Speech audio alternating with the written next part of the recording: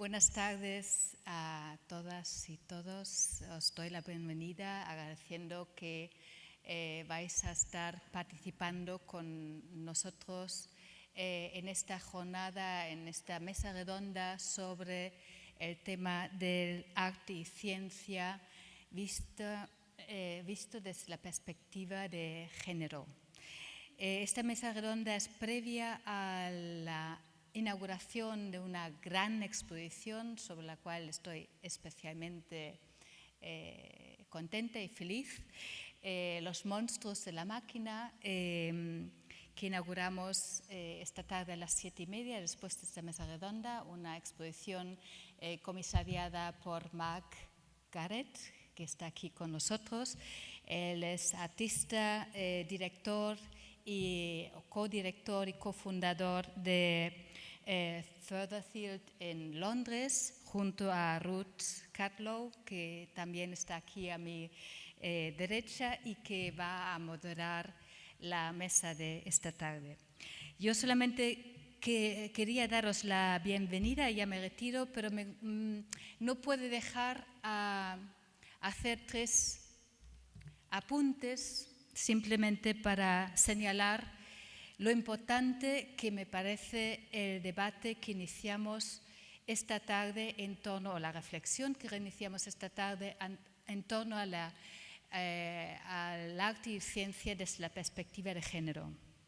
Quiero decirlo en tanto y cuanto que mis alumnos y alumnas siguen poniendo cara de sorpresa cuando les cuento que el primer programa informático en la historia de la humanidad ha sido escrito por una mujer, por Ada Lovelace, en el siglo XIX. Tampoco saben que para descubrir la doble hélice del ADN fue fundamental la aportación de una científica química inglesa, Rosalind Franklin, que por sus compañeros Crick y Watson fue tan hábilmente excluido del premio Nobel que ambos recibieron por este descubrimiento. Y la primera voz de alarma que les levantó en los años 60 para señalar el impacto de la producción industrial sobre el medio ambiente fue la voz de una mujer, Rachel Carson, una bióloga norteamericana, que con la publicación de La Primavera Silenciosa empezó a señalar un gran problema que conforma hoy uno de los mayores retos del siglo XXI al cual nos estamos enfrentando en estos momentos relacionado con el cambio climático. Podría dar muchísimos ejemplos más. Simplemente con esto quiero señalar que es muy urgente que revisemos nuestra historia, que revisemos los logros y las aportaciones de las mujeres al arte y a la ciencia y a la sociedad de todos los tiempos. Doy la palabra a Ruth, que va a introducir esta mesa redonda, y doy la bienvenida junto a Marc Garrett. A su lado está sentada Regina de Miguel, artista e investigadora española que reside en Berlín. Mary Flanagan, también investigadora y artista con una obra importante en esta exposición. Y por último, Greta Lowe, igualmente investigadora y artista con una obra muy importante en esta muestra. Gracias por estar aquí con nosotros y por compartir la tarde y la introducción al arte y la ciencia desde la perspectiva de género. Gracias, Ruth. Thank you, Karen, for that great introduction. Yeah, so I'm Ruth Catlow. I'm an artist, and as Karen said, I'm co-founder and co-director with Marc Garrett of Furtherfield. Furtherfield is an international hub for arts, technology and social change, based in the heart of a public park in North London, a park called Finsbury Park. And here we run a gallery and a community lab space, really in a really super diverse area of London. I'm really honoured to be invited to moderate this roundtable discussion. And our focus is on feminism in art, technology and science. The place of science and technology in society and politics raise many, many questions at the moment about how we relate to each other, with other beings, systems and environments, as Karen pointed to, and also about the kinds of individuals and societies that we will form. The exhibition, as you will see, presents an unusually diverse combination of artists, all dealing with the theme of monstrosity. And the value for me of discussing feminism in this context and the historic work of feminist thinkers and practitioners across all disciplines is that feminism has developed so many ways to value the diverse subjectivities and ways of knowing. And these in turn have led to different ways of viewing, ordering, feeling, nurturing, and of being in the world. An intersectional feminist approaches may in turn enable us to perceive and join with other forms of difference. And this feels very important at the moment, and if well applied, may even kind of be deployed to disrupt the contemporary global epidemic of loudly stated certainties from these kind of fortified binary positions that we're seeing in contemporary politics at the moment, with really kind of horrifying effects. So we're going to start with an introduction to the exhibition by Marc Garrett, and then we'll hear from each of the speakers who also have works in the show. And each of them is going to give a short presentation in response to our topic of feminism in art, technology and society. And after that, we'll have a short opportunity to discuss, and you'll raise questions, we hope, if you have them. And we have some time for discussion. So firstly, if we could welcome Marc Garrett. So Marc is co-founder, co-director of Furtherfield with me. He's co-curated probably more than 50 shows over the last 10 years of contemporary media art, often with a focus on networks, projects, exhibitions nationally and internationally, including the mixed show Beyond the Interface, which toured from Munich in Germany in 2015. He's, for the last 20 years, been the main features editor at Furtherfield for reviews, interviews and articles from artists, thinkers and activists from all around the world. And he's currently researching a media art history PhD at the University of London at Birkbeck College. So, Marc.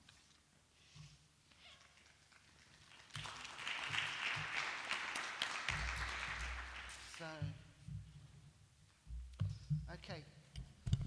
So this is mainly a very kind of just 15 minutes to talk about curating the exhibition. So it's quite short to. So I've had to kind of cut it down an awful lot. So it's much more straightforward, which is probably better for everyone concerned. And so I think one of the most important things to discuss for me is Mary Wollstonecraft, who's the mother of Mary Shelley, who wrote A Vindication of the Rights of Women, which is an argument against Edmund Burke, who at the time was in the 1790s, was one of the founding members and collaborators of the American Constitution. And as also Thomas Paine and many other people were offering kind of more egalitarian ideas about how to put forward a society where people can have freedom. At the time, obviously, there was the French Revolution happening across the shores of United Kingdom, and Mary Shelley was going out with Percy Shelley, or she soon married Percy Shelley, who got thrown out of university because he was an anarchist, and but he was also a revolutionary, and in fact Mary Shelley was as well, but he was a bit more extreme, a bit more macho, and she didn't really like the kinds of misogynistic French revolution that was going on at the time, even though, and the other interesting fact about the French Revolution, there was a revolution in Haiti, which was a black revolution against the French Revolution. So there's plenty of contradictions going on around that time, as there are today. She originally wrote Frankenstein in 1816 with Lord Byron and other individuals at the time, but that to me is not so important. I think to me Mary's much more important than any of those individuals, because I saw her as less romantic and a much more of a complicated individual that was critiquing culture in a more honest way, and which was very difficult at that time and very confusing, because it was dealing with the complexity not just of being a woman, but the complexity of not being oppositional and binary, which is what still today everyone was kind of enacting at that time. And it's interesting, said the kind of Paradise Lost by Milton, did I request thee, maker, from my clay to mould me, man? Did I solicit thee from darkness to promote me? Now, moulding man, golem, as in the Hebrew kind of man monster that they made to deal with all their problems, which was their machine of that time, and as we've made our own machines to deal with our problems. And so Mary Shelley, was very much dealing with a history of messages that were coming to her around how kind of humankind, or human unkind, depends how you think of it, was dealing with the issues of technology, war, and equality at the time. So Monsters of the Machine, the exhibition, is a contemporary take on Mary Shelley's Frankenstein, and asks us to reconsider her warning that scientific imagining and all technologies have unintended and dramatic consequences for us as humans and the world. And it says here, if Shelley was alive today, who and what would she see as Frankenstein's monster? And this exhibition is a kind of appropriation of that question, where the artists are asked to kind of have the spirit of Mary Shelley within themselves, so they can explore creatively those questions in whichever form they wish to, and that's what makes the exhibition so interesting. And as we know, humans have always exploited the raw materials this planet has to offer, and has had the power to change nature of things, whether it's physical or virtual. With constant re-edits and enhancements, we transform everything we touch, and this is all part of our evolutionary mutation. And so for that to be kind of encapsulated within the exhibition is quite a profound thing. So it was important to have it to be discussed in an open way, in a kind of diverse way, or in a various ways, as kind of artistic conversations that are relating to the themes of the exhibition. And so this is the artists that we asked to kind of become part of that conversation, where they can share that vision of Mary Shelley in a contemporary context. A good example is Lacura, which, if you see the show, so I'm not going to actually explain the works themselves because I'm going to be explaining them a bit later. So, but they're very interesting because they deal with particular issues, and some of these are so that's Artist Open Source, and that's Salvatore Iconesi and Oriana Persico, Italian. And that's UK Viral Love, and that's Shuli Chang from Taiwan. Eugenio Tiselli, Mexican, and Saltillo Yakulima, The Voice of Farmers, Tanzania. Then there's UK, Johnston, and I can just show you lots of artists, but they're all there, and they're worth seeing. But I just wanted to kind of also mention something about climate change, because what's been happening the last few years is really interesting. So you'll notice like there's jellyfish in the exhibition. and it's been quite a natural theme. It wasn't something that I asked for. It kind of naturally seems to be happening, people thinking about jellyfish for some reason. And that will be explained in their own context as it goes along. But so in 2011, an article in the International Business Times featured a phenomenon we'd normally expect in a science fiction novel or movie. The headline read, "Millions of jellyfish invade nuclear reactors in Japan and Israel." Now, but it also happened in Sweden, Scotland, Norway, loads of countries that have got nuclear power stations where there's vast amounts of water, or where the sea comes in. Jellyfish would be actually clogging up the nuclear power stations. And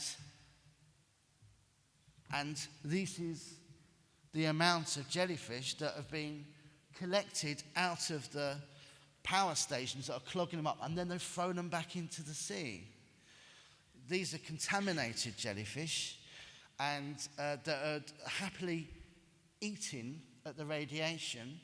And not just that, they go back in the sea and they carry on eating away at certain kinds of chemicals that have been left in the sea. And as other life in the sea begins to die away because of overfishing and climate change and, ozone layer. And so jellyfish may be the only species worth fishing in European waters if trends in overfishing are allowed to continue. In an article in the Telegraph in 2008, it said, "Scientists have said that unless the system is completely overhauled, fish stocks will continue to deplete to the point of extinction by 2048, leaving consumers little option but to eat jellyfish or the small bony species left behind at the bottom of the ocean. So jellyfish on the menu and edible fish stocks become extinct." And so this is a monster of the machine. And it doesn't just have to be technology in a literal sense. It's biology as well. And so there's been also, so that I want to leave you with Donna Haraway, her latest book, Staying with the Trouble, is very much about how we renegotiate our relationship with climate change and wars and the patriarch killing the planet.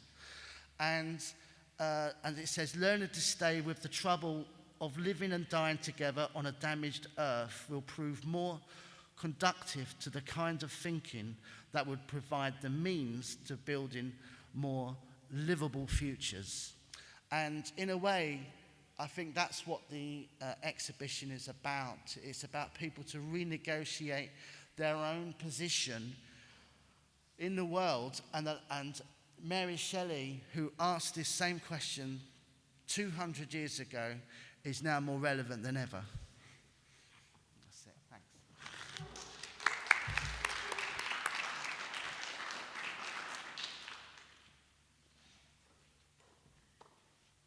Thank you, Marc. Next up, we have Regina de Miguel. Would you like to come and set up? And I'll tell people a little bit about you. So, Regina de Miguel is an artist who's exhibited internationally with solo exhibitions in Madrid, Sao Paulo, general public in Berlin, in Musac, in Lyon, as well as many group exhibitions around the world. And in Monsters of the Machine, she's showing a piece that I'm going to give the title of in English because I have no Spanish, I'm very sorry. A video and 3D animation called A Story Never Told from Below. And it takes as its subject the utopian cybernetic social project in Allende's Chile, Cybersyn or Cinco. And I'm now going to hand over to... Bien. Bueno, Una historia nunca contada desde abajo es un film que toma como punto de partida uno de los casos más insólitos y más radicales en la historia de las tecnologías recientes de comunicación. El proyecto Cybersyn o Cinco fue dirigido por el visionario cibernético Stanford Beer y tuvo lugar en Chile entre 1971 y 1973 durante el gobierno del presidente Salvador Allende, quedando frustrado debido al golpe de Estado liderado por Augusto Pinochet. A partir de la historia de esta máquina de la libertad, que propuso entregar las herramientas de la ciencia al pueblo, y otros escenarios paradigmáticos ligados a la noción de desaparición y conocimiento soterrado, planteó una narrativa fílmica dividida en actos entre el documental histórico, la ciencia, política ficción y el retrato psicológico. Me interesa mucho en este trabajo analizar cómo las utopías de la modernidad, incluso las más revolucionarias, a la hora de ser analizadas, evidencian siempre los fallos sistemáticos del momento en el que fueron formuladas. Este ensayo audiovisual se sitúa en el cruce de esta problemática, tratando de pensar qué hay detrás de los usos positivistas y generalizados de las tecnologías, mostrando las condiciones que en este caso las han propiciado y más tarde las anularon. En este proyecto, que funciona como una especie de máquina narrativa, nos situamos en la disolución de la distancia entre la humanidad y la tecnología, adentrándonos en las fisuras y en las rupturas que esto produce. El objetivo general del proyecto fue trabajar desde un agenciamiento multidisciplinar en la confluencia dada entre materiales y saberes procedentes de disciplinas como la cibernética, la biología, la física, la política, la literatura, el estudio de la memoria histórica y su búsqueda de la verdad pública o la arqueología forense. La narración del film se articula siguiendo dos ejes temáticos que representan arquetipos de producción de conocimiento a partir de prácticas híbridas. En primer lugar, el proyecto Cybersyn, en tanto que revisión, como decía, de las utopías tecnológicas de la modernidad, en este caso periférica, y en segundo lugar, el espacio de la memoria histórica, situado concretamente en Londres 38, un espacio de reivindicación de la memoria histórica chilena como lugar de examen crítico de la historia y, como decía, articulación de la noción de verdad pública. Como tengo que correr un poquito, me voy a saltar la parte de metodología y de análisis de trabajo, porque si no, no vamos a llegar al debate, que es lo que verdaderamente nos interesa. Entonces, me voy a saltar un poco los aspectos formales, es una lástima, pero bueno, voy a hablar un poco más de en qué consistía Cybersyn Y bueno, es importante decir que el ideólogo del proyecto, impulsado por Salvador Allende, fue Stafford Beer, un cibernético británico que creyó en la utopía de una sociedad neuronal conectada en red sin jerarquía de vigilancia y control. Para ello, se trabajó en equipo en la generación de un organismo autosostenible en el que el pueblo se pudiera empoderar democráticamente de las herramientas que la ciencia ofrecía. El trabajo es muy interesante porque se hizo con muy pocos medios económicos y técnicos, una red de telex y un único ordenador IBM, y llegó a su culminación y puesta en escena también para la comunidad. ¿Ahora está funcionando? Vale, sí. Para la comunidad científica internacional unos días antes de que el gobierno socialista de Allende fuera derrocado en el golpe de Estado. Para la visualización de datos se construyó una asombrosa sala de operaciones que imitaba en su diseño las más avanzadas visiones de la ciencia ficción cinematográfica de la época. Concretamente, la referencia más directa sería 2001, Una odisea en el espacio, y también Star Trek. La misma planta de la sala era un hexágono tal y como el característico pasillo del film de Kubrick. El blanco predominaba, era brillante. Había monitores, había gráficos, había un mobiliario especialmente diseñado y todo sugería una gran promesa de avance tecnológico y social, en contraste con un país que realmente se encontraba en un grave momento de crisis política y económica. Para el trabajo me he basado en las tesis de Eden Medina, investigadora del MIT, quien ha desarrollado hasta el momento el estudio más completo sobre cybersyn. Y ella dice: las características que se atribuían a los futuros ocupantes de la sala revelan suposiciones acerca de quién tendría el poder dentro de la Revolución chilena, quién adoptaría el papel del trabajador. Y en términos generales, los directivos de las fábricas, los burócratas, serían quien tendrían la habilidad de tomar decisiones, quien guiarían al país. Sin embargo, los trabajadores administrativos, las mujeres y quienes operan fuera de la economía formal no tendrían verdaderamente esta oportunidad. Así que, tras estas brillantes pantallas, en realidad no había ordenadores, no había mecanismos electrónicos, sino lo que había era una intrincada estructura que implicaba materiales, conocimiento, trabajo en la sombra, desde la que se elaboraban manualmente los gráficos para posteriormente fotografiarlos y convertirlos en diapositivas. El diseñador de la sala, el diseñador italiano Guy Bonsiepe, que había trabajado en la Bauhaus, contrató a 4 diseñadoras de la Universidad Católica de Chile que ya estaban metidas en activismo y estaban abandonando la universidad. Para ellas este fue su proyecto revolucionario. Ellas fueron las primeras en generar visualizaciones de datos en Chile y crearon a mano las versiones finales de los diagramas de flujo y de los gráficos del cybersyn, destinadas a la lectura por parte de los tecnócratas y políticos en la sala. Las diseñadoras completaron en septiembre, justo antes del golpe de Estado, los primeros diagramas que ofrecían una reseña de las actividades de producción de varias empresas textiles nacionalizadas por el gobierno de Allende. Estas imágenes debían cambiar regularmente para generar el control dinámico que Beer había imaginado. Sin embargo, no había ningún plan que sugiriera que este proceso se automatizaría en el futuro. Aunque Allende creía que Chile tendría una revolución con vino y empanadas, esta afirmación no consideró la verdadera complejidad que demandaba el proceso. De la misma manera, la apariencia elegante y futurista de la sala de control mantenía en la sombra a una red de mujeres trabajando, además de materiales, conocimiento e información que se requería para la gerencia económica para que se manifestara, como por efecto de magia, por efecto de una tecnología muy avanzada, una transferencia de datos a tiempo real. Bien, Beer dijo que la decisión de prescindir de los teclados en las sillas de la Ops Room literalmente trataba de eliminar a la mujer entre el trabajador, el tecnócrata y la máquina, sustituir la figura de la secretaria y la traductora de datos. Es decir, eliminó la necesidad de que hubiera esta mujer interactuando con un teclado en representación de los burócratas o de los trabajadores. Hubo otros estereotipos de género que también influyeron en el diseño de la habitación. Además de eliminar el trabajo de la mujer, la sala realmente estaba inspirada explícitamente en un club de caballeros. Posteriormente, el diseñador Bonsiepe reconoció: Como pude ver más tarde, hubo un gender bias en el diseño de la sala. Bien, Eden Medina también dice, el ejército detuvo el trabajo en el proyecto 5 después del golpe y abandonó o eliminó todos los avances del equipo. Algunos relatos indican que la destrucción fue totalmente brutal. Uno de los miembros tomó un cuchillo y rajó cada una de las diapositivas que las diseñadoras gráficas habían creado para la sala de operaciones.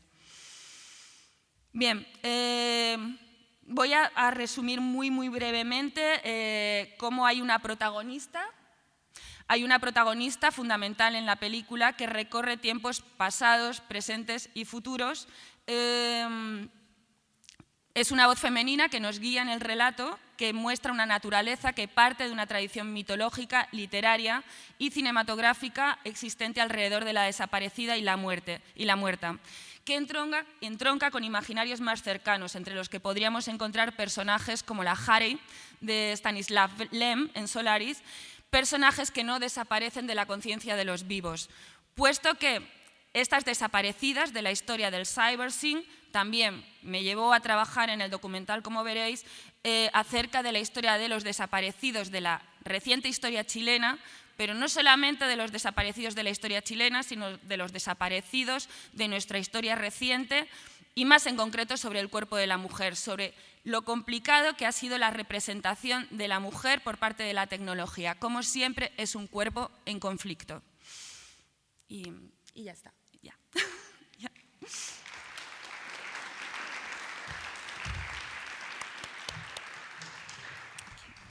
Brilliant. Thank you so much.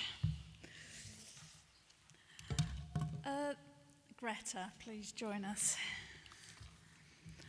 So, Greta Lowe is our next speaker. Also an artist who's exhibited widely around the world in New York, Berlin, Jakarta, Tel Aviv. And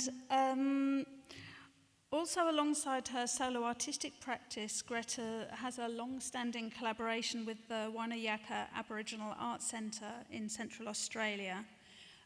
We hosted an exhibition that we were very proud of this summer called Networking the Unseen at Furtherfield, and we had the privilege to kind of be part of for a short while a kind of understanding of what this relationship and collaboration meant.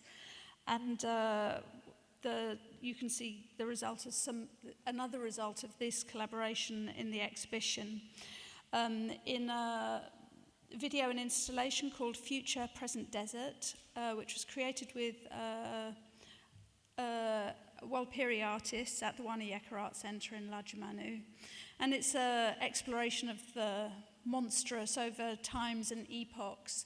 And what we were especially interested in was how it kind of helps us to understand the negotiation of digital technologies in marginalized communities. Also, you can see Colonize the Cloud, which is a series of animated GIFs that unpack the manipulative marketing around so-called cloud, which Greta's going to tell us more about now. So thank you so much. It's really wonderful to be here, and it's been fantastic so far this week at Laboral. And thanks to Marc as well for curating a really excellent show. So today I'm going to do something that isn't often done. When we talk about feminism, when we talk about women in science and tech, I think that what we often try to do is kind of, and this is rightly so, but we try to put women on a par with men and say that women are as good at these things as men, if not better. I think this is true, but I think it also goes in the opposite direction, and there are things that are associated with the typically feminine that we should not leave behind. So that's what I want to do today, is talk about those things. And for me, these are kind of a series of thoughts that are sort of congealing in my head under the umbrella term of radical care. So I'm going to be talking about nurturing tech and feminism today. So Ruth's already mentioned a little bit about my collaboration with the Wanayaka Art Center, which is really, it's a collaboration that's already been going for 5 or 6 years. It's very central to my practice.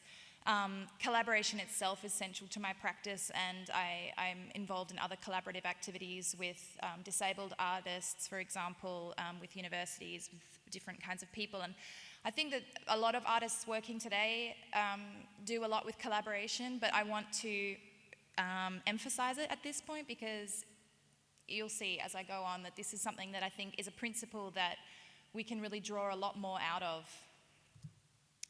So perhaps one of the most challenging collaborations of my life began in 2013 when I gave birth to my son, first and only. And this piece here is called #Feminism, which was definitely a piece that was about me coming to terms as a feminist with being landed suddenly in this role of mother, which is often, unfortunately, maligned within feminist circles to a certain extent, and certainly outside of feminist circles as well. So again, mothering is something that we don't really like to talk about very much, especially not in art and not in science, where, you know, this idea of performance is so paramount. So this piece, just briefly, is a really large installation. It's a series of handwritten tweets that I've saved that use the search term #feminism. And then there are 2 monitors that are showing videos of me reading live search results of #feminism. And each little mini performance that I do for video is the length of my son's nap. So this was in the first year of motherhood, and each little snippet ends with his cries in the background and me getting this infant and finishing the recording, and it carries on like this. So I want to talk about feminist mothering, which is something I think, firstly, that is not about only mothers. That's really paramount to say. All of these things that I'm talking about now are equally accessible to men and to women without children and to trans men, trans women. I think mothering I'm trying to kind of reclaim this as a technique of nurturing, as a strategy. So feminist mothering has no view on breastfeeding. It's not pro-breastfeeding, it's not pro-bottle feeding. It has no view on working mothers or stay-at-home mothers. It fights the assumption that motherhood is always a patriarchal institution, or that mothers are, you know, people to be pitied who have been relegated to the home, who are not able to sort of reach their potential. It totally denies the concept of a good mother, that there is such a thing as a good mother. And above all, it's intersectional, it's pluralistic, it's inclusive, it's about mothering in all its different forms, in all of, you know, different cultural contexts. So feminism, motherhood and tech, and how they are combining in new, mostly epically shit ways. So here is an image of the Snoo, which is a smart crib. It's a high-tech device. It costs about $1,500. It is a crib that you can put your baby in, you can strap your baby into it, and if your baby wakes at night, it will emit comforting sounds and rock your baby to sleep. And this is the kind of tech that we are being offered as a solution to problems facing contemporary parents.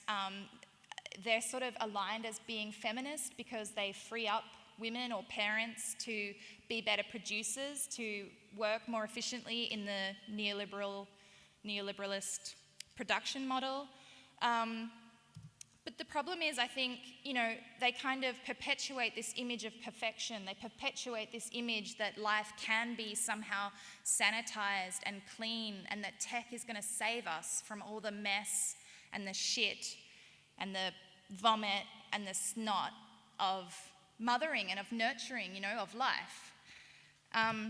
So this, you know, I think brings me to Colonize the Cloud, which, you know, Marc's already talked about the jellyfish. The jellyfish is about the gunk, you know? It's about the visceral goo. It's about the gross stuff that we don't want to have to think about. It's about the natural world, all of these things, and the way that they are the reality of tech, that they are part of that reality of tech. There is no such thing as this pure cloud, this sanitized image of something that is going to save us from ourselves, save us from climate change, save us from the realities of our messy world.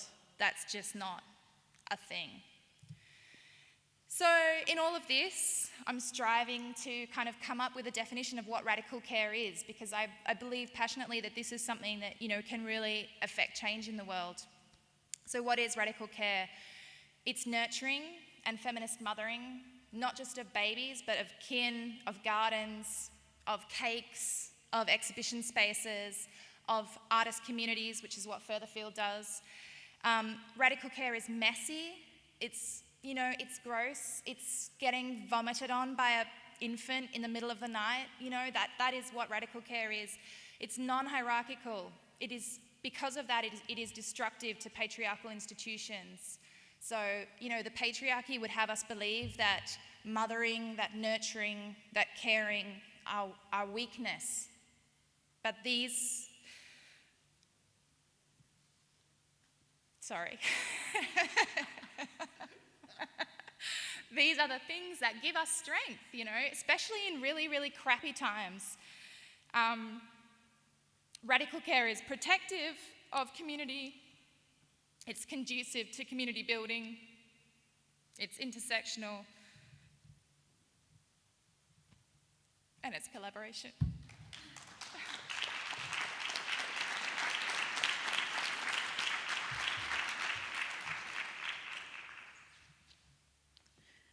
Thank you, Greta. She said she wanted to do that presentation, and then we kind of made her do it in spite of her reservations about whether it was just too much. But that was great. Thank you very much for agreeing to do it. And last but not least, we have Mary Flanagan, who is now going to set up. So, will I find my notes? So, Mary Flanagan is, well, I know her as in many guises, actually. We've worked with and known Mary for 12 years or so. And Mary's a pioneer as an artist, an educator, a designer, and a researcher who's done really important and groundbreaking work in thinking about values and critical approaches to play. So, whilst having life as a very serious and well-respected researcher, she's also exhibited internationally at venues including the Whitney Museum of American Art, the Guggenheim, Tate Britain, Postmasters. She has a work in semi-permanent installation at the ZKM. And on show in the exhibition here, Mary is showing a piece called Help Me Know the Truth, which draws on her research and uses social neuroscience software to engage the public in understanding how our collective imaginations are biased. And you go and interact with this work to kind of get a sense of how we are all implicit in this process. So, Mary, thank you. Thank you. Thank you. Well, we have a very diverse set of approaches to thinking about feminism and art and technology. Most people do not think of 90-year-old women when they think of technological artists, for example. And interestingly, two of us are talking about phenomenon from the early 1970s today, which is of these utopian moments that, for some reason, the artists in the show seem to locate. So in my brief time finishing the panel before our conversation, I'd like to share with you two artists who have inspired me, along with a historical figure, and look at some of the unsung work of women in technology as we introduce Los Monstruos de la Máquina. Perhaps many of you are familiar with this machine. This machine developed in the 1830s and 1840s by British inventor Charles Babbage was, for some, considered the first computing machine that actually worked beyond the abacus, a mechanical machine. Here it is in London, actually, as a recreated object. And the story of Charles Babbage is incomplete without looking at Ada Lovelace, who, again, was involved in this scene as Lord Byron's daughter, but also as a mathematician herself.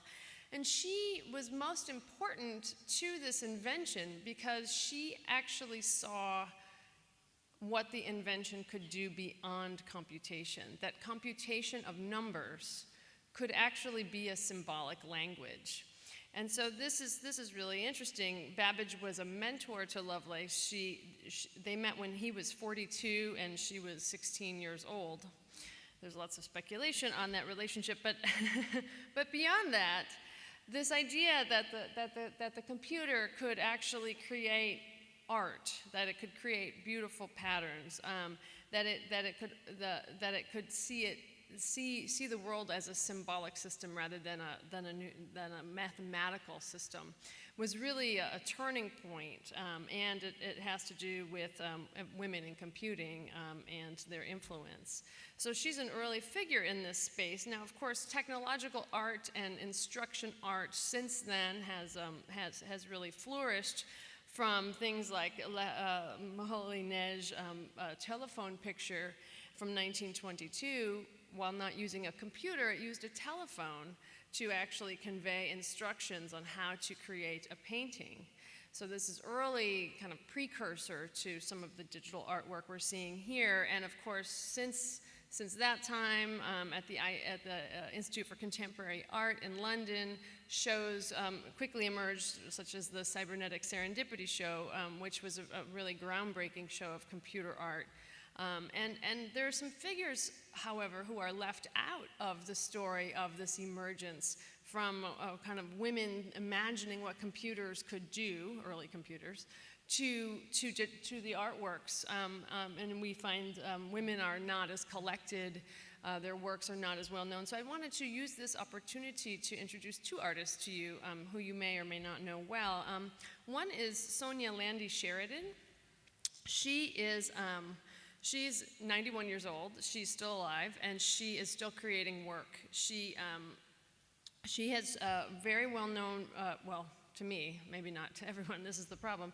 She worked as a researcher and founded the Generative Systems degree program at the School of the Art Institute of Chicago, and she was also an editor of Leonardo magazine. And she was a visiting artist at the company 3M, tech company, in the early 1970s. And she started using the first Xerox machines, photocopiers, for art. And she was making work on early photocopier machines in the early 1970s. And actually, in 1986, her work was shown at the Reina Sofia in a show called Procesos, Cultura y Nuevas Tecnologías. Sorry, I have a bad accent. Okay, but it's interesting that she was showing work in Spain in a technological context, and yet she's not really the first well-known name that comes off of one's tongue. It's also interesting that she was very interested in thinking about this kind of monstrous body, and what she would do is she would also do fax machine art. And she would send images of her body through space around the room, and she would have fax machines, like faxing her body parts to other fax machines and things like this. So I'm very inspired by her kind of imagination of thinking about the body and representation in space.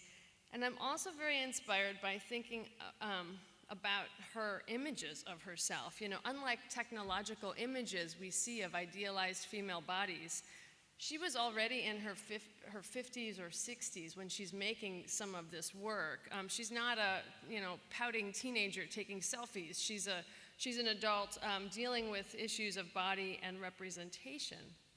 So in a way, when we look at this work and think about how the female body has changed in its representation in digital culture, her conceptual questions about embodiment and time seem really relevant to bring back to the conversation about gender and technology today. The second figure I want to quickly discuss is Lillian Schwartz, perhaps better known. She is also alive and working today. She has a solo exhibition in New York City right now in a smaller gallery on the Lower East Side. And she, since the early 1980s, she's 89 years old also. And since the early 1980s, she was creating 3D computer animations, working as she did as an artist in residence at Bell Labs, another tech company. So women kind of appropriating these technological companies and changing our cultural imagination about digital culture. So for the last few minutes of my talk, now that I've kind of given us some cool people to think about, I want to talk about my work here in the show, because I don't know how much I will have time to meet you personally and explain it, but I'd love to. Strangely, the work is in the same spot that my work was in 2007 at the opening of Laboral. The joystick, I don't know if you can kind of see that, the giant joystick is in the exact same position. It's very strange. I'm time traveling, very strange. But instead of a joystick, we have a very different piece of work. I've been very interested in thinking about cultural biases, gender biases, how we look and judge each other. And so I read a lot about, I do a lot of scientific research in this area, and I'm interested in thinking about using scientific tools for art practice, much like the women I just discussed. So for this show, I created a new work to explore how we perceive each other and how we judge each other, especially in light of using technology to do so with facial recognition systems, with iPhone identity, Facebook, the way in which our faces are being codified and identified in snap-second decisions. This is very important to the political rhetoric. So we have a sample user. In the artwork, a visitor comes to a little photo booth and takes a selfie, and the image is brought into the software system. Then participants in the gallery approach the wall in the software system and are asked questions about you, the visitors to the show. So in this sense, you all can become part of the monster in the machine, and you can judge your look. When the images are brought into the software, there's a noise pattern that's added to the face to literally change it. It may look narrow, it may look dark, and the noise pattern, this process is used in scientific circles to understand our biases in what's called reverse correlation. It's a process that cognitive neuroscientists use. So react honestly. See how you would judge people. See how you would judge yourself. And at the end, when the image is passed around, then a person will be labeled positively or negatively based on our reactions to the person. This is interesting to me also just to ask the question about how we look and judge other people, but also how software contributes to this. For example, this particular picture is my student, Reba. And Reba, initially, I used open source software for my selfie snapshot software. And Reba wasn't recognized as a person. The software kept saying, this is not a face, because she is wearing a scarf on her head. So our software has biases in it all the time that we rarely see. And that's, for me, another part of the exploration. So I'd like to thank everyone. Thank you, Marc, for this really great show. Thanks to all the other artists, and I look forward to talking to everybody afterwards.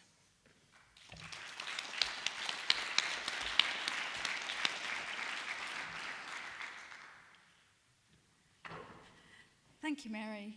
And thank you, everybody. Now, we have 20 minutes, which isn't very long. So I can certainly start things off with some questions, but is there anyone out here who has something that they're dying to raise or ask, or something you don't understand, or you want more clarification, or you just like to hear someone talk more about?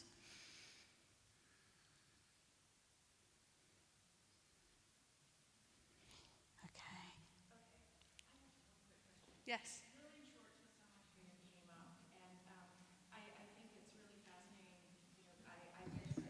Okay, one moment. Is this working? Okay, sorry.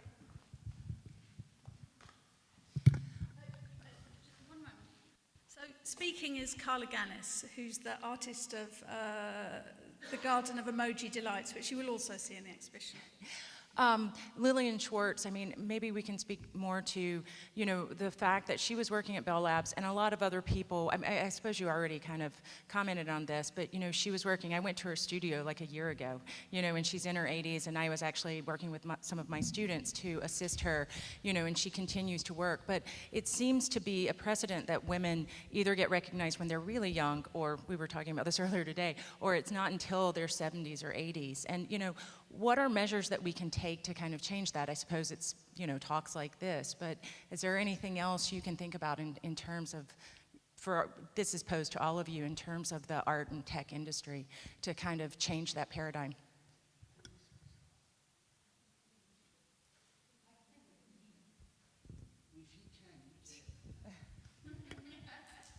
Okay, I mean, I think one of my answer would be, I mean, I don't know.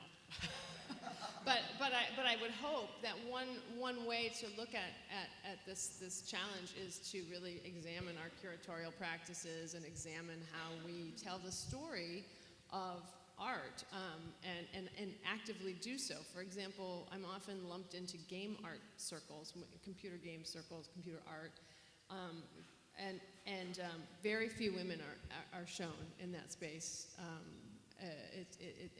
I tend to be the only woman in many, many shows. So it's a strange thing, and I think it just requires a lot of work to expand how you tell the story, and that work is important. So I think it's a curatorial challenge, and one that's really interesting.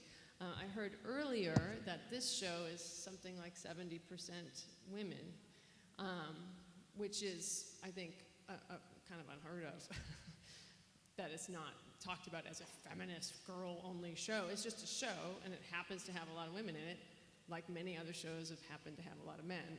That's interesting to me. Marc, could you tell us a little bit about why, so as the curator, why this was an important,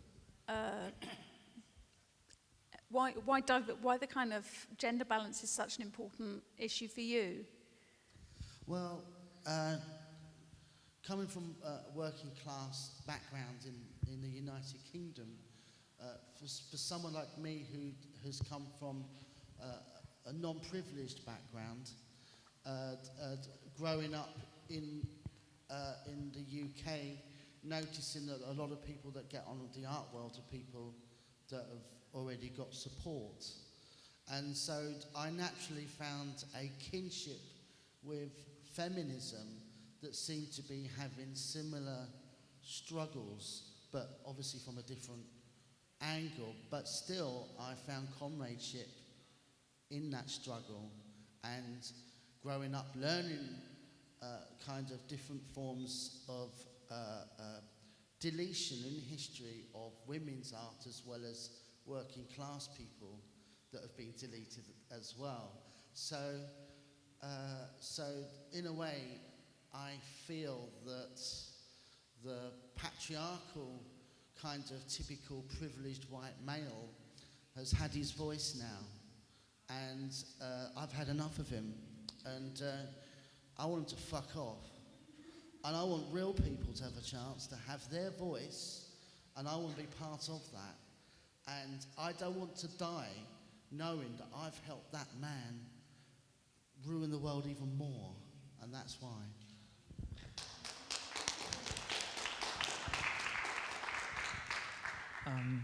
Voy a intentar hacer la pregunta también en inglés porque creo que va a ser mejor.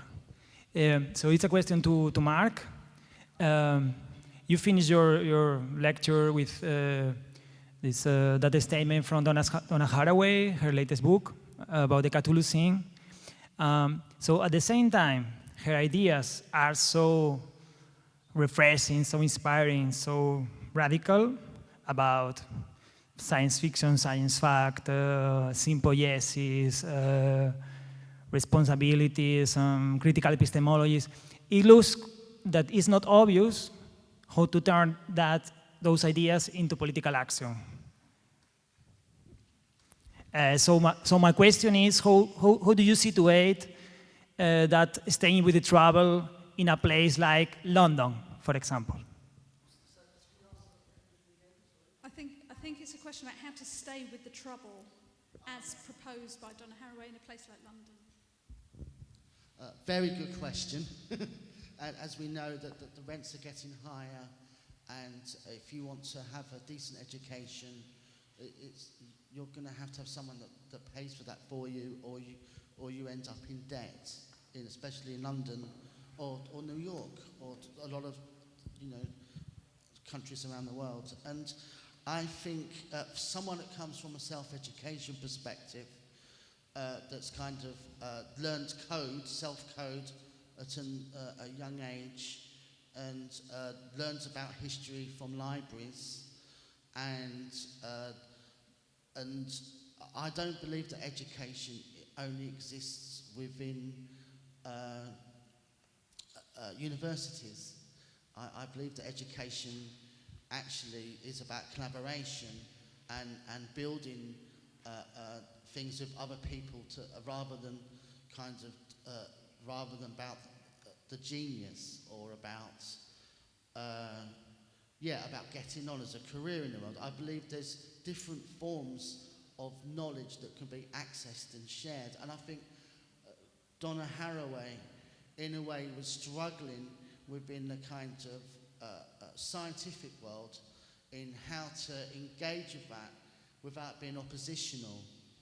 And I think the way around for us, anyone who wants to kind of reevaluate their relationship with the world, is about hacking around those issues, and that doesn't have to be in extreme ways. That's just being kind of flexible and adapting, and not being oppositional and smashing things all the time, but learning things of other people in how to build better places and worlds together, and not being absolute. I'd really like to, I can feel Greta wants to say something, and so please respond.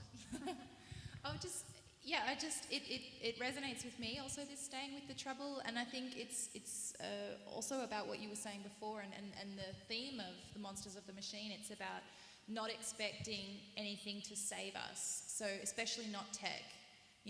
There's not, we've been trying this technological approach for 200-300 years and before, and there's this obsession with progress and getting better, and all of that has led us to where we are now. And yet it still seems that the vast majority of scientists and of tech type people, that they believe that if we continue with this approach, it's going to save us, even though it got us where we are now. But if we just keep going, it's going to get us there, nothing's going to save us. That, I think, for me, that's what staying with the trouble is about. It's about realizing this is where we are. How do we try to make, I don't think that we are going to be able to save ourselves.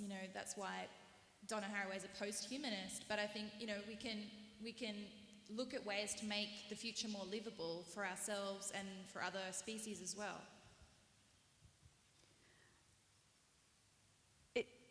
One of the things that interested me about kind of listening to all of you talk and thinking also about Donna Haraway is that I don't hear anyone proposing a kind of utopian, any kind of utopias here. We see in your work actually women being deleted from any idea of a utopia. The Stafford Beer utopia is one in which women, the role of women is done away with entirely, and we then see this kind of echoing of a kind of deletion of women more broadly. And that really interests me, that actually probably in this exhibition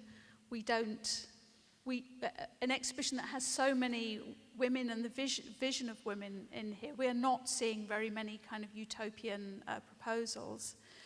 I just wondered, would you like to say something about the kind of relationship between... Yes, okay, so... I will reply you in Spanish, if you don't mind, yeah? Ok, con respecto al asunto de las utopías, bueno, gran parte de mi trabajo gira alrededor de este asunto y justo hace 3 días estaba también en una mesa redonda en Barcelona y volvió a salir el tema sobre la mesa y se me ocurrió una frase que para mí es muy descriptiva y aclara bastante la cuestión que encontré en un libro de Frederick Jameson, Arqueologías del futuro. Él dice que cuando Homero formula la idea de la utopía, de la quimera, el animal mitológico de la quimera, lo describe diciendo que tiene la cabeza de un león, el cuerpo de un águila, la cola de una serpiente. Y él dice que en el plano material, si lo llevamos al presente, esa descripción lo que quiere decir es que nuestros modos de producción son rehenes, que la imaginación es rehén de nuestros modos de producción, que es muy difícil que podamos imaginar más allá si no superamos los modos de producción de nuestro sistema. Y esto nos lleva a una reflexión muy interesante acerca de la formulación de los tiempos, de la proyección del futuro. Realmente ese futuro de progreso positivista, continuo, cientifista, esa tecnología ligada a esa idea de progreso continuo, no nos ha llevado más que tal vez a un colapso ideológico que ha saturado nuestra imaginación.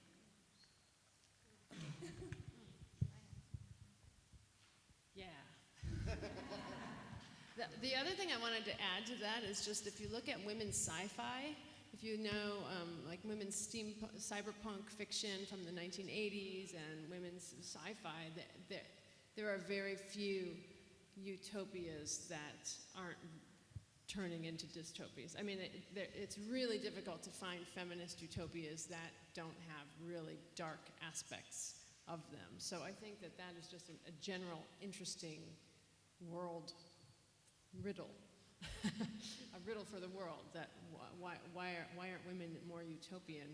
And perhaps that's another show. Does anyone else have a question for us?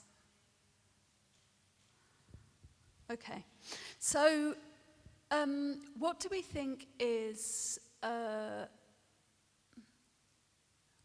how do we think we're seeing... okay, so if women...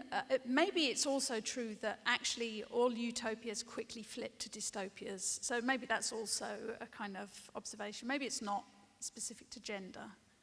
But is there... It rang true with me to hear Greta talk about...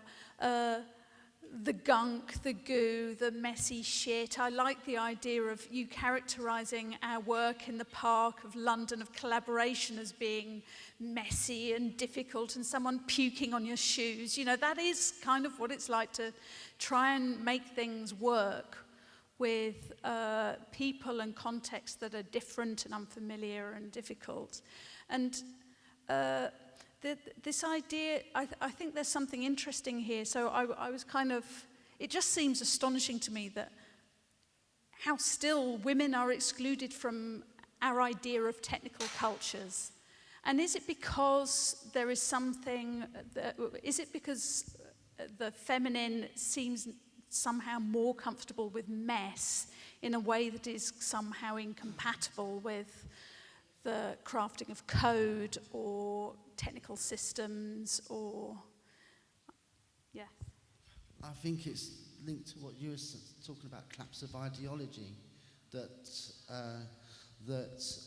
we're very used to the kind of absolutism of a nation or of a political belief, and feminism isn't that, and women, I don't tend to see, unless it's like in Nicaragua or, you know, where people have been fighting to reclaim land for their rights against juntas, but as in the kind of the ideologies I'm used to seeing in history is very much a kind of absolute, kind of perfect hierarchy where people kind of conform to a simple one message, one plan, and where people, a bit like zombies, all follow kind of, oh yes, that's the answer. And I feel that from experience, it's not about answers, it's about complexity.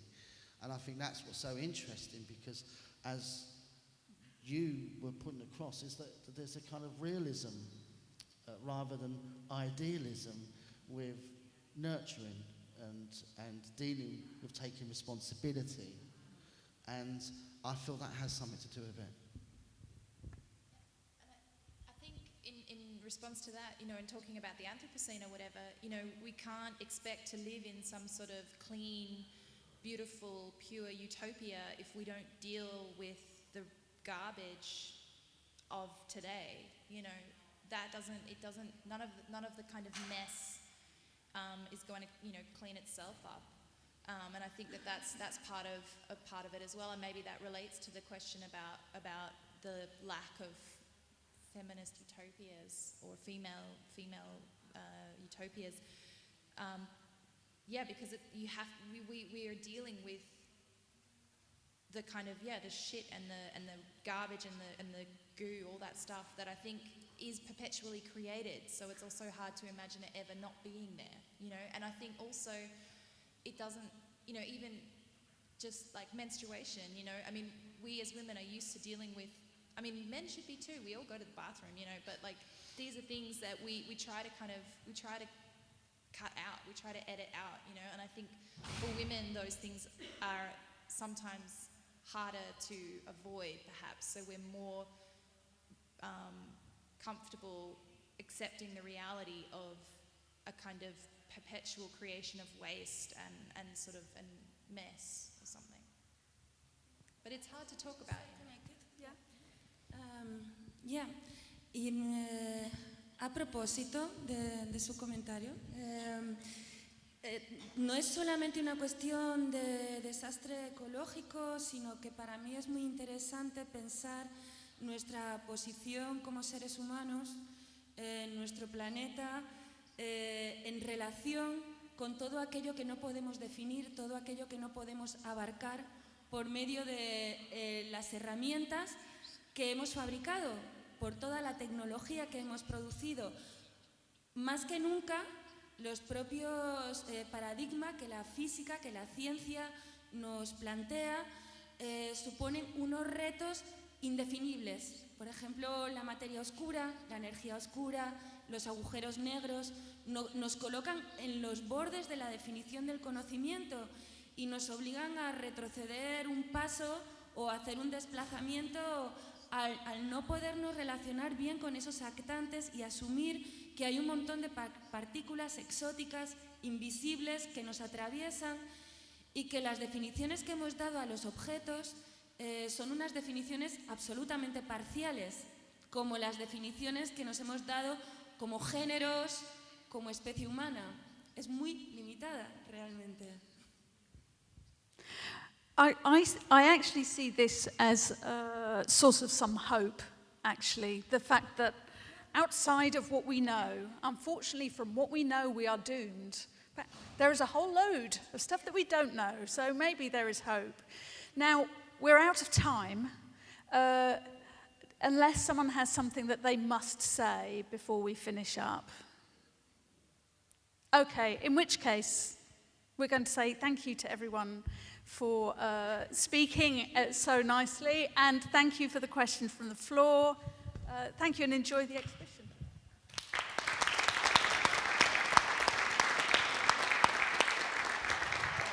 Oh yes, I think, am I going to be giving a tour of the exhibition?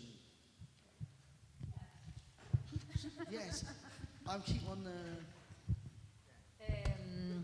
Sí, vamos a cerrar esta primera mesa redonda que forma parte tanto de la exposición Los Monstruos y la Máquina, una exposición que está producida dentro del programa de Digital Art and Science, una plataforma creada dentro del programa de Europa Creativa, y que este encuentro que forma parte de esta plataforma de Europa Creativa también alimenta una parte importante del Winter Lab, que es este encuentro anual de la comunidad y de una reflexión crítica sobre las tecnologías que inauguramos con esta mesa redonda y que se va a celebrar durante todo el fin de semana con talleres y encuentros interesantísimos con artistas y otros agentes de la comunidad, los makers en el ámbito audiovisual, sonoro, diseño y fabricación digital, etc. Vamos a dar ahora un paseo por la exposición. Vamos a tener una introducción al concepto de la exposición por parte de Marc Garrett y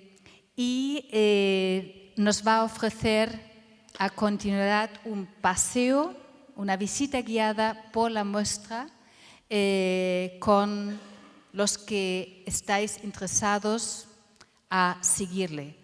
Tenéis la opción de ver la exposición libremente por vuestra cuenta, pero aprovechamos también el gran momento de tener hoy aquí con nosotros al comisario y a muchos de los artistas, algunos de los cuales han venido desde Australia, desde Estados Unidos y desde otros puntos de Europa para estar aquí con nosotros esta noche en Gijón, inaugurando Los Monstruos de la Máquina y celebrando este bicentenario de una novela que ha generado una parte importante de nuestro imaginario, o que forma parte de nuestro imaginario colectivo y que tiene que ver con estos temores y estas inseguridades y esas desconfianzas que tenemos frente a los avances tecnológicos y científicos,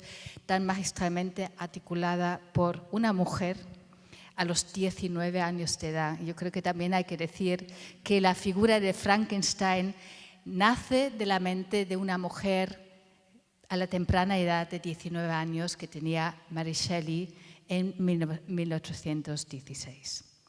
Marc, te paso la palabra. No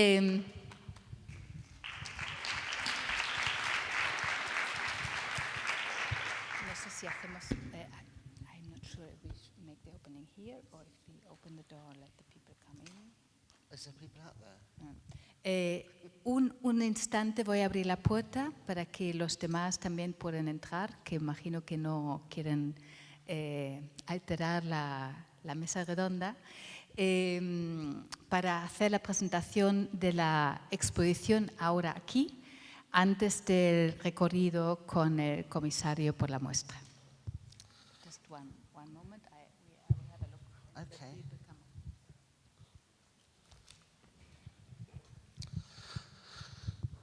Okay, so I think the plan is that if I ask people to put their hands up who want to be taken around the gallery, and I can introduce you to the works to give you an introduction to what they're doing and what they mean, and you can ask questions if you wish to. And, but also we have some of the artists present who will be available to present their works themselves rather than have me presenting it for them with them standing there next to me.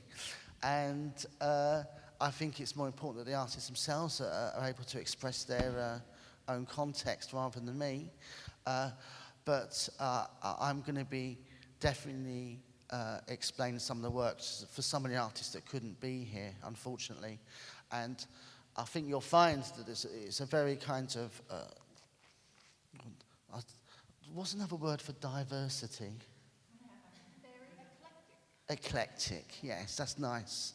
And a very eclectic show, which isn't based on technology as an absolute, but it also observes technology as a varied kind of engagement in society.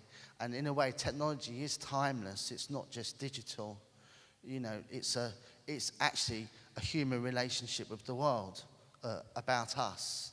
And because we can't help but make technology to survive, whether it's just a bowl or a pot or television or handkerchief, it's all there. And so, what's interesting is digital comes from digit, and that's quite interesting as well. And the other thing was Aboriginal culture. You know, early forms of expression is digits on the wall.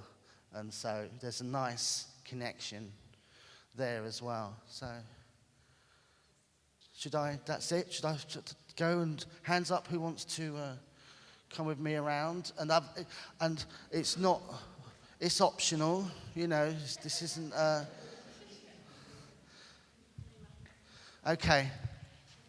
La única cosa que voy a advertir, en este recorrido por la exposición no vamos a encontrar con este equipo de traducción simultánea. Yo, Buenamente y Patricia y otros colaboradores de nuestro equipo van a intentar traduciros las explicaciones de Marc Garrett. Gracias.